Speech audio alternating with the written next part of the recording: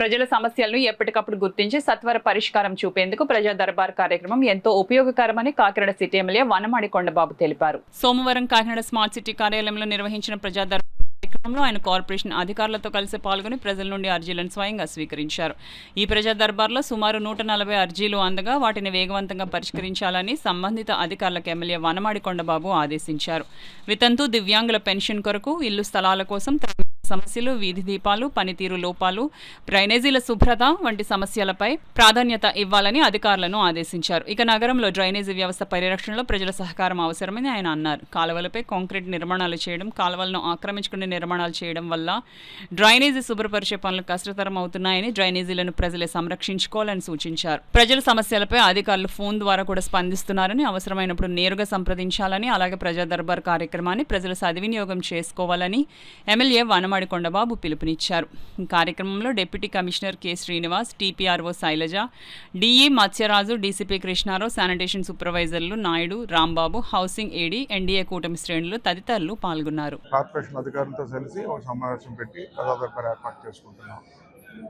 అంటే కలెక్టర్ ఆఫీస్లో ప్రజా దర్బార్ ఉంటుంది.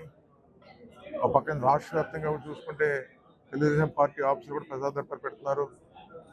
అంటే ప్రజా సమస్యలు ఎప్పటికప్పుడు పరిష్కారం చేయడానికి ఈ ప్రజా దర్బార్ చాలా ఉపయోగపడుతుంది. ఈరోజు చూసాం 140 సుమారు అర్జీలు వచ్చినాయి. ఈరోజున సంబంధిత అధికారులకు ఎప్పటికప్పుడే సమాచారం ఇచ్చి తక్షణ పరిష్కారం, నాన్ ఫైనాన్షియల్ ఇష్యూస్ కొన్ని ఉంటాయి, ఇమ్మీడియట్లీ పరిష్కారం అవుతున్నాయి. శానిటేషన్ సరిగ్గా లేకపోయినా, కొన్ని ప్రాంతాల్లో డ్రింకింగ్ వాటర్ సరిగ్గా రావట్లేదని, ఇప్పుడే కొంతమంది కరెంట్ స్తంభాలు వీక్గా ఉన్నాయండి, ఇప్పుడే నిన్న వర్షం పడితే షాక్ పడుతున్నదని చెప్పారు. ఇమీడియట్లీ ఎస్సీగా ఏఈగాని పిలిపించాం, ఆ ప్రాంతానికి వెళ్తున్నాం. అలా కొన్ని తక్షణ పరిష్కార సమస్యలు కొన్ని ఉన్నాయి. కొన్ని సమస్యలు అయితే వెంటనే డిపార్ట్మెంట్ చెప్పి నోట్ చేసుకుని పరిష్కారం చేసుకున్నాయి. కొంతమంది కొత్తగా వీడియో ఫంక్షన్స్ వస్తున్నాయి, అవి పెట్టుకుంటున్నారు. అలాగా ఈ ప్రజావేదిక ద్వారా ఎప్పటికప్పుడు సమస్యల పరిష్కారం చేయడానికి ఒక వేదిక అయింది.